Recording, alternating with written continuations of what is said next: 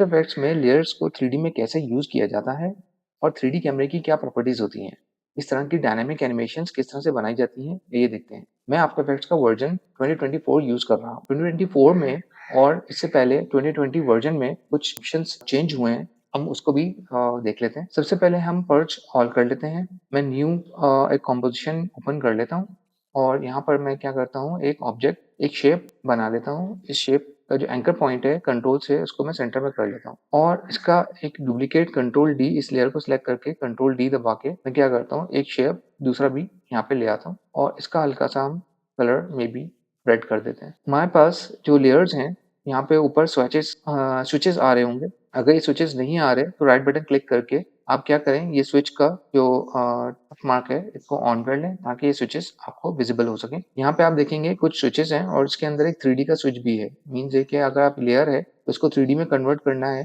3D उसकी properties on करनी है, तो इसको क्लिक करेंगे तो ये 3D प्रॉपर्टीज इसकी ऑन हो जाएंगी। अब आप नोट करेंगे कि यहाँ पे हमारे पास जैसे हम इसको ऑन करते हैं तो हमारी प्रीव्यू विंडो में एक कुछ ऑप्शंस, न्यू ऑप्शंस यहाँ पे आ जाते हैं। इसको मैं ऑफ करता हूँ, दोबारा से देखें, ये न्यू ऑप्शंस यहाँ पर आता है, प्लस मेरे पास यहाँ पर कुछ ऑप्शंस यहाँ पर और यहाँ पे ऑर्बिट और जूम और पैन के ऑप्शन जो है यहाँ पे विजिबल हो जाते हैं। मैं ऑफ करता हूँ और आप दोबारा नोट करेंगे कि ये वाला एरिया जो है पहले हाईलाइट नहीं हुआ था, अब हाईलाइट हो गया। इसका मतलब ये है कि अब मैं ये ऑर्बिट सेलेक्ट करके अगर मैं मूव करूंगा तो ये मेरा ऑब्जेक्ट जो है वो 3D as a 3D layer work करेगा, क्योंकि ये 2D लेयर जो है ये उस वक्त तक 2D रहेगी जब तक ये मैं इस बटन को क्लिक ना कर लूँ। इस वाले यहाँ पे आके स्विचेस में आके इसको जैसे ही क्लिक करूंगा तो ये भी 3D में कन्वर्ट हो जाएगा। तो अगर आप वर्जन 2020 यूज कर रहे हैं तो उसके अंदर ये चीज़ इस तरह से नहीं आती। यानी कि अगर मैं इसको 3D में बना भी लेता हूँ तो ये मेरे पास ऑर्बिट जो है ये वर्क नहीं करेगा। यहाँ पे जो ऑर्बिट और पैनिंग के जो टूल्स हैं ये उस वक्त तक वर्क नहीं करेंगे जब तक मैं कैमरा यहाँ पे ना ले आऊँ। आइए कैमरे के कुछ ऑप्शन सबसे पहले देख लेते हैं।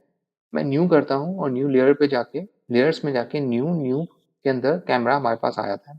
कैमरा टाइप में हमारे पास वन नोड कैमरा है और एक two node camera. One node camera का मतलब ये होता है कि कैमरा की जो रोटेशंस है वो हमारे लेंस से जो है वो होगी और ये रोटेशन जो है वो ऑर्बिट पे जो है सिर्फ वन पॉइंट से रोटेट करेगा। जबकि टू नोड का मतलब ये होता है कि हमारा जो कैमरा है वो यहाँ से तो मूव करेगा लेकिन एम जो है वो लॉक हो जाएगा। एम हमारा यहाँ पर होता है जो कि यानी कि सेकंड नोड कहलाता है। इसकी एग्जांपल देख लेते हैं कि मैंने वन नोड कैमरा सेलेक्ट किया और जैसे ही मैं सेलेक्ट करूंगा तो आप नोट करेंगे कि कह रहा है कि आपकी लेयर्स जो है वो 3D में कोई भी नहीं है। जब तक ये 3D में नहीं होंगी ये कैमरा वर्क नहीं करता। तो आप ओके करते हैं और इसको यहाँ पे लेयर्स को 3D कर लेते हैं और यहाँ से कैमरे को मैं टॉप पे ले आता हूँ। अब मेरे पास यहाँ पर कैमरा आ चुका है। इसको प्रीव्यू करने के लिए यहाँ पर जो ऑप्शन हैं इसमें बिल्कुल राइट साइड के ऊपर मेरे पास टू व्यू ऑप्शन आ रहा है। इसको मैं जूम आउट कर लेता हूँ और स्पेस बार दबा के मैं इसको सेंटर में ले आता हूँ। आप नोट करें ये टॉप व्यू है, ये आ रहा टॉप व्यू, ये है एक्टिव व्यू। एक्टिव व्यू का मतलब ये है कि जो कैमरे पे नजर आ रहा है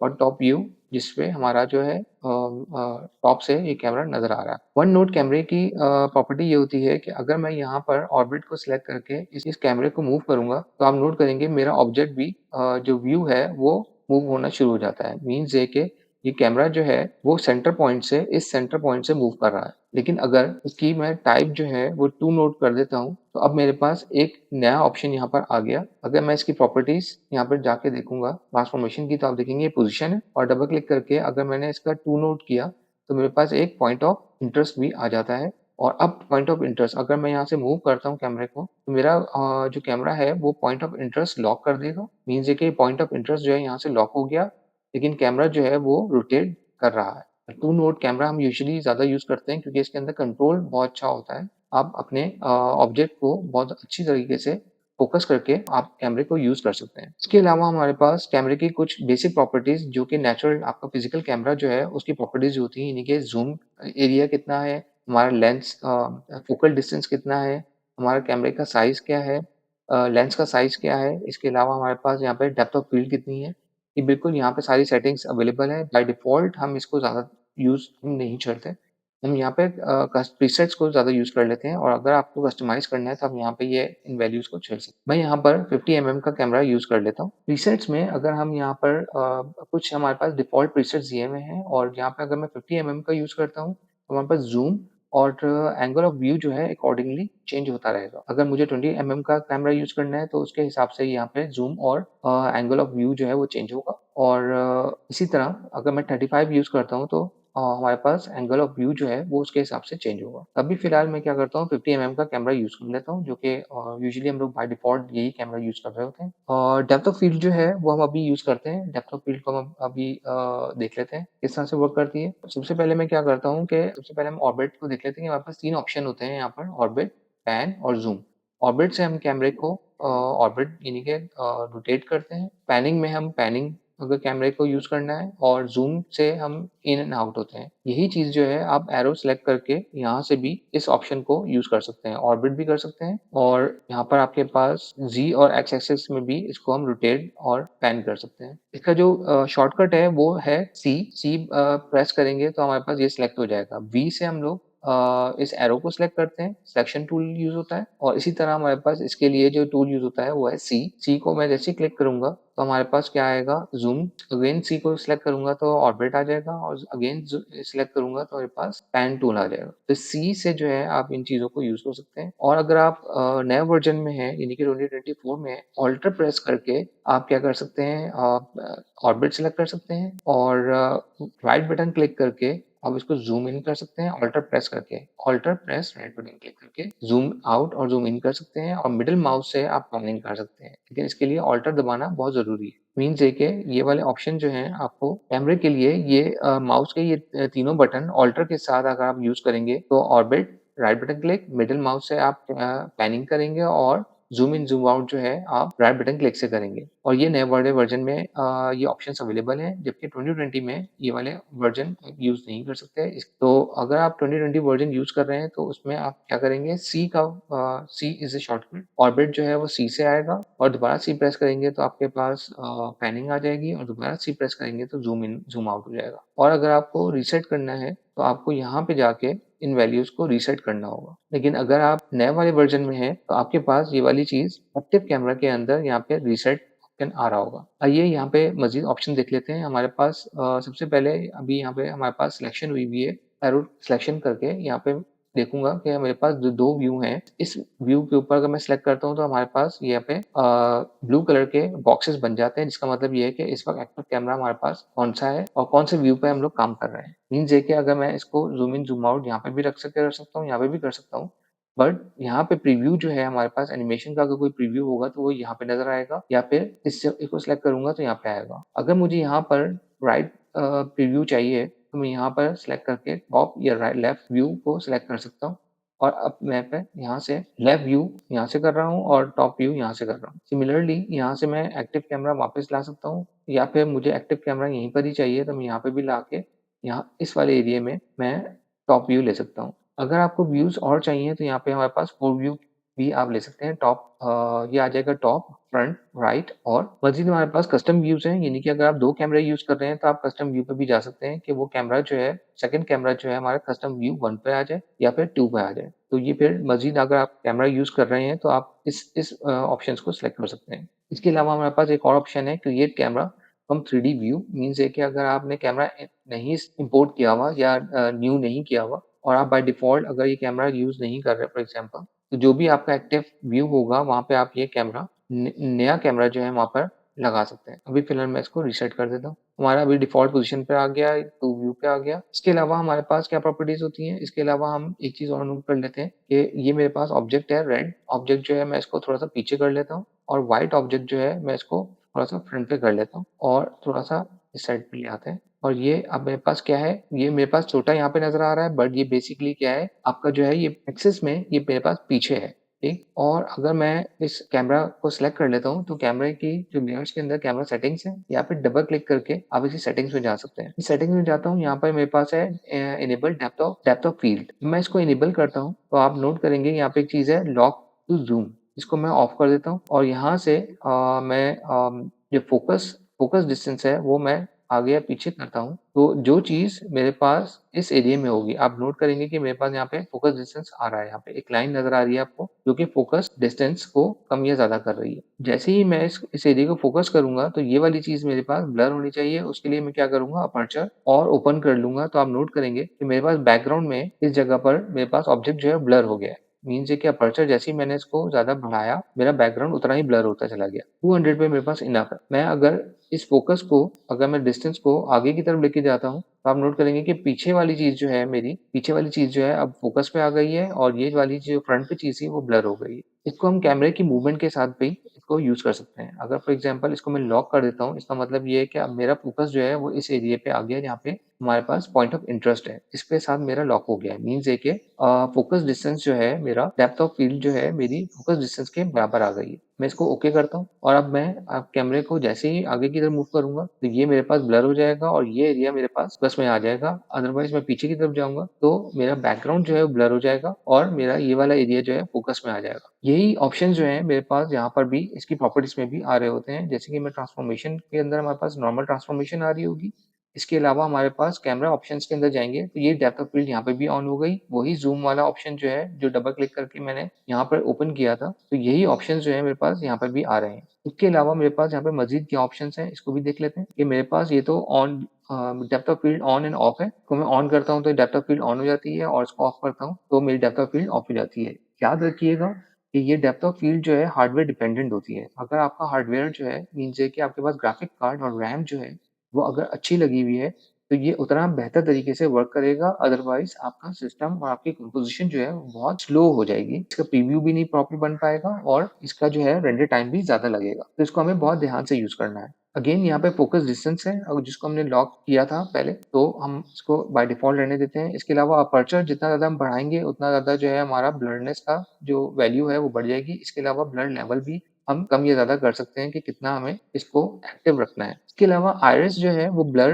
की जो है प्रॉपर्टीज़ हैं। मीन्स है कि अभी ये जो यहाँ पे जो ब्लर की जो शेप है, वो इस पे डिपेंड करता है। फास्ट रेक्टेंगल बाय डिफ़ॉल्ट होता है और सबसे ज़्यादा तेज़ वर्क करता है। इसके अलावा अगर मैं ट्रायंगल कर देता हूँ, तो अब यहाँ पर जो इसकी जो ब्लर की जो प्रॉपर्टीज़ हैं, वो चेंज हो जाएँगी। इसके अलावा भी आप इसको प्ले करके देख सकते हैं। अभी फ़िलहाल मैं इसको फास्ट रेक्टेंगल पे रखता हूँ। इसके अलावा हम अगर ये प्रॉपर्टी सेलेक्ट करते हैं, तो आइरिस की जो मज़ीद इन डेप्थ चीज़ें, शेप्स हैं, उसको अब मज़ीद अगर आपको करना है, तो आइरिस की यहाँ पे इसकी प्रॉपर्टीज़ हैं, इसको आप देख सकते हैं। इसके अलावा इसके अंदर जो हाइलाइट्स क्रिएट होती हैं ब्लर की वजह से और उसके ऑप्शंस जो हैं, वो ये वाले हैं। अगेन ये हार्डवेयर डिपेंडेंट होते हैं और जितना ज़्यादा आपका हार्डवेयर अच्छा होगा, उतना अच्छा प्रीव्यू आप इस चीज़ को कर सकते हैं और ये टोटली एक्सपेरिमेंटल बेस्ड है। तो हम एक काम करते हैं, हम एक एनिमेशन क्रिएट करते हैं। इलस्ट्रेटर के ऊपर एक मेरे पास एक फ़ाइल है। पहले हम इस फ़ाइल को रेडी करते हैं। इलस्ट्रेटर में मैंने ये फ़ाइल ओपन कर ली है। इस फ़ाइल के अंदर जितने भी ऑब्जेक्ट्स हैं, मैं इनको क्या करता हूँ, ग्रुप में कन्वर्ट कर लेता हूँ। मैं अलग-अलग ग्रुप बना लेता हूँ, इस तरह से जिस तरह से मुझे लेयर्स रिक्वायर्ड है आफ्टर इफेक्ट्स में।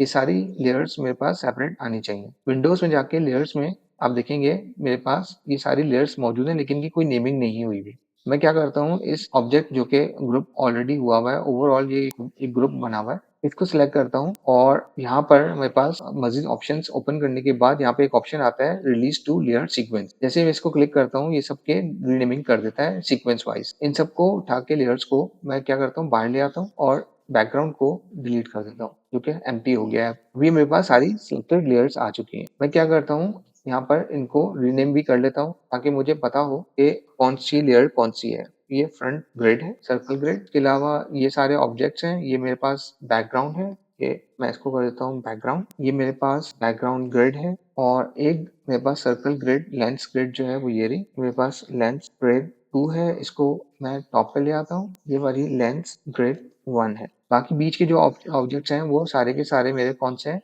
जो ये वाले एलिमेंट्स हैं। इसको मैं सेव एज़ कर लेता हूँ, समहाउ कुछ नाम रख लेते हैं और उसको मैं सेव कर लेता हूँ। इस 4 वाली लेयर को मैं इंपोर्ट कर लेता हूँ आफ्टर इफेक्ट्स के अंदर। जब मैं इंपोर्ट करूँगा तो मैं एज़ अ कंपोज़िशन इसको इंपोर्ट करूँगा। अब मैं आप देखेंगे कि ये सारी की सारी कंपोज़िशन जो है, वो सारी लेयर्स पे उसी तरह आ चुकी है जिस तरह से हमने आफ्टर इफेक्ट्स में सेट की थी। इन सब लेयर्स को मैं क्या करता हूँ, यहाँ से वेक्टर कन्वर्ट कर देता हूँ ताकि ये ब्लर ना हो बड़ा होने पर। अब मैं क्या करता हूँ, ये मेरी कंपोज़िशन जो है, जो बनी हुई है, इसी कंपोज़िशन सेटिंग्स में जाके आप नोट करेंगे ये एचडी में नहीं है। तो इसके 2 तरीके हैं, या तो मैं इसी कंपोज़िशन को एचडी में कन्वर्ट कर लूँ। मैंने यहाँ पे कंपोज़िशन सेटिंग्स ली और यहाँ से मैं क्या करता हूँ 1280 और 720 यानी कि हाफ एचडी सेलेक्ट कर लेता हूँ और 10 सेकंड की ड्यूरेशन पे इसको ओके कर देता हूँ। अब आप नोट करेंगे मेरी कंपोज़िशन साइज़ जो है वो बड़ा हो गया है और मेरे ऑब्जेक्ट जो है वो छोटा है। इसको हम एज़ इट इज़ रखते हैं और इस कंपोज़िशन को हम क्या करते हैं, यहाँ पर एंटर प्रेस करके इसका नाम रख देते हैं वर्किंग कंपोज़िशन और चाहें तो आप इसको भी रीनेम कर सकते हैं। अब मैं क्या करता हूँ, ये सारी की सारी लेयर्स को मैं क्या करता हूँ 3D में कन्वर्ट कर देता हूँ।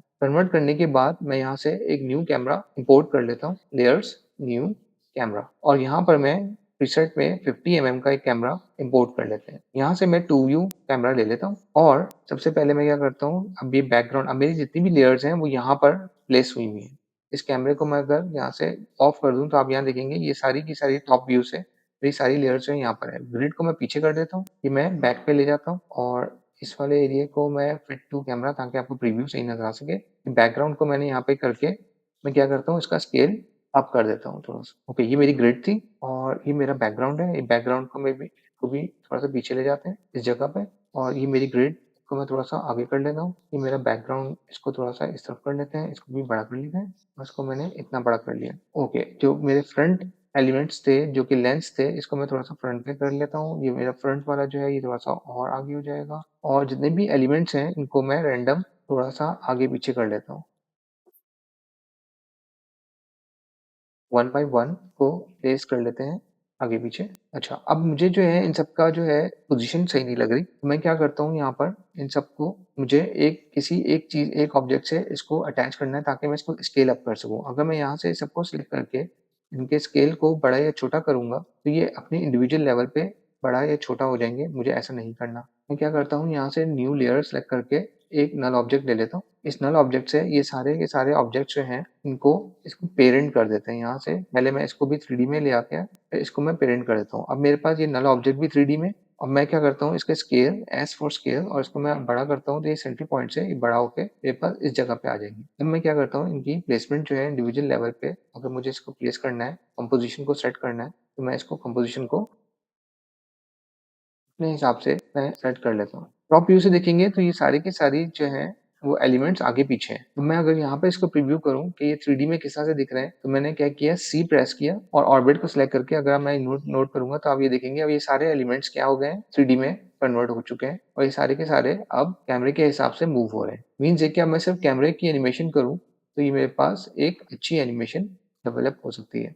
मैं क्या करता हूँ, कैमरा मैंने सेलेक्ट किया, ये पॉइंट ऑफ इंटरेस्ट मेरा यहीं पर ही रहेगा। इस नल ऑब्जेक्ट को मैं डिलीट कर देता हूँ, अब मुझे इसकी ज़रूरत नहीं। और मैं क्या करता हूँ कि हम इसकी एक छोटी सी एनिमेशन बना लेते हैं। मैं यहाँ पर एक टेक्स्ट भी ले आता हूँ, 3D लेयर्स, LAYERS लेयर्स, और इसको भी मैं क्या करता हूँ 3D में कन्वर्ट करके तो मैं फ्रंट पे ले आता हूँ। ओके, मैं क्या करता हूँ कि मैं एक नल ऑब्जेक्ट जो कि मेरे पास ऑलरेडी यहाँ पे पड़ा हुआ है, इसको मैं यहाँ पे ले आता हूँ टॉप के ऊपर। अगेन इसको इंपोर्ट कर लेते हैं। आप नोट करेंगे कि ये एज अ सॉलिड आ रहा है। इसको हम क्या करें, इस स्विचेस में जाके इसको एडजस्ट में क्लिक कर देंगे तो ये गायब हो जाएगा, या आप चाहें तो इसको ऑफ भी कर सकते हैं। और अपने कैमरे को टॉप पे रख के मैं इसके साथ इसको अटैच कर देता हूँ। तो आप नोट करेंगे कि मेरा जो नल ऑब्जेक्ट है वो कहाँ पर है, इस सेंटर में अवेलेबल है। इसको भी मैं 3D में कन्वर्ट करता हूँ तो एक 3D लेयर है। मीन्स ये कि अब मैं इसके ऑर्बिट को, क्योंकि मेरा जो कैमरा है वो इसके साथ अटैच हो चुका है, इसके साथ पेरेंट हो चुका है मेरा कैमरा, तो इसके ऑर्बिट को मैं चेंज करूंगा तो मेरा कैमरा भी मूव होगा। मीन्स ये कि मेरा जो ऑब्जेक्ट है, नल ऑब्जेक्ट, वो यहाँ से मूवमेंट कर रहा है, तो मेरा कैमरा भी उसके साथ साथ मूव कर रहा हूँ। ठीक, अब मैं क्या करता हूँ कि यहाँ पे इस कैमरे की, यहाँ पे मैं एक ओरिएंटेशन पे क्लिक, एक एनिमेशन की लगाता हूँ, और 5 पे जाके मैं क्या करता हूँ, इस कैमरे को इस जगह पे ले आता हूँ। राइट, अब मैंने क्या किया है, पेरेंट वाले ऑब्जेक्ट को मैंने मूव किया तो मेरा कैमरा इस तरह से मूव कर रहा है। सिमिलरली अब मैं क्या करता हूँ कि कैमरे की पोजीशन पे जाके मैं इस कैमरे को एक्स या फिर वाई पोजीशन के ऊपर अगर मैं करूँ तो ये पैनिंग अप एंड डाउन होगा। मैं यहाँ से नीचे से इसकी एक्स पोजीशन को चेंज करके यहाँ पे एक की लगाता हूँ, और 5 पे जाके मैंने क्या किया, इसकी पोजीशन को ऊपर की तरफ, एक्स एक्सिस में ऊपर की तरफ ले गया। अब आप नोट करेंगे कि मेरी दो तरह की एनिमेशन हो रही है। एक मेरे नल ऑब्जेक्ट से, एक तो सिर्फ यहाँ से रोटेट कर रहा है, और कैमरे की पोजीशन भी अप एंड डाउन हो रही है। तो मैंने क्या किया, इसको इस तरह से पैन कर दिया। अब मैं चाह रहा हूँ कि यहाँ से थोड़ा सा इसको जूम इन भी किया जाए, तो यहाँ पर मैंने पोजीशन को यहाँ पे लाके मैं कैमरे को क्या करता हूँ, थोड़ा सा जूम इन कर लेता हूँ। राइट, उसके बाद मैं आगे जाके मैं क्या करता हूँ, ये कैमरा जो है मेरा रोटेशन पे, आर फॉर रोटेशन, और मेरा कैमरा जो है वापस इस जगह पर आए मे बी, और मेरी ये जो पोजीशन है ये मे बी थोड़ी सी पीछे हो जाए। इसकी कैमरे की जितनी ज़्यादा आप प्रैक्टिस करेंगे तो उतना कंट्रोल आपके पास आ जाएगा। प्लस मुझे क्या करना है, इन दोनों कीज़ के ऊपर मैं क्या करता हूँ, ईज़ इन लगा देता हूँ, और यहाँ पे भी इन दोनों कीज़ के ऊपर राइट बटन क्लिक, ईज़ इन लगा देता हूँ। अब हम इसकी एनिमेशन को प्रीव्यू करके देखते हैं, तो ये हमारे पास इस तरह का एक प्रीव्यू जनरेट हो गया। ऑलराइट, ये टाइमिंग्स थोड़ी-सी सेट कर लेते हैं ताकि ये थोड़ा-सा क्विकली मूव हो सके। जो भी लेयर मुझे यहाँ पे एक्स्ट्रा लगानी है, वो हम लगा के मज़ीद इसको बेहतर कर सकते हैं। फॉर एग्ज़ाम्पल मैं यहाँ पे एक टेक्सचर इम्पोर्ट कर लेता हूँ और इस टेक्सचर को फ्रंट पे रख के, सबसे टॉप पे रख के और इसकी जो मोड है, वो मैं क्या करूँ, इसको चेंज कर दूँ। फॉर एग्ज़ाम्पल मैं इसको मेबी लीनियर लाइट कर देता हूँ और इसके ऊपर जाके यहाँ पर इफेक्ट्स में जाकर लेवल्स देके और यहाँ पर इसको सिलेक्ट कर लेते हैं और थोड़ा-सा इसको आगे फ्रंट पे करके इसको ज़ूम इन और इसकी ओपेसिटी को मैं क्या कर देता हूँ, थोड़ी-सी कम कर देता हूँ। तो आपके पास अब इसको व्यू में रख के और इसमें फिट कर देता हूँ। तो आप नोट करेंगे मेरे पास इस तरह की एक एनिमेशन जनरेट होगी। तो अगर हम डेप्थ ऑफ फील्ड ऑन कर देंगे तो हमारे पास बैकग्राउंड भी ब्लर हो जाएगा। इस तरह से आप डायनामिक एनिमेशंस 3D लेयर्स को यूज़ करते हुए कैमरे की मदद से बना सकते हैं।